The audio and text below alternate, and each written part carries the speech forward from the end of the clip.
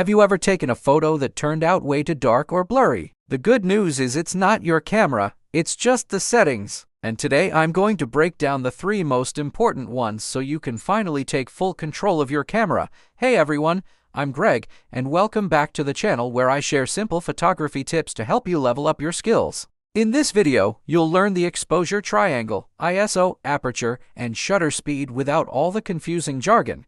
ISO, think of ISO as your camera's sensitivity to light. Low ISO like 100 means clean, crisp photos. Higher ISO makes your camera more sensitive but can add noise or grain. Use low ISO in bright light and higher ISO at night. Aperture controls how much light enters through your lens. Shutter speed is how long your camera's sensor is exposed to light. Fast speeds like a 1,000th freeze action, while slow speeds like 1 second create motion blur for creative effects. It will be necessary to adjust shutter speed to achieve proper exposure based on current ISO and aperture settings. Tied together, the magic happens when you balance all 3 ISO, aperture, and shutter speed to get the right exposure.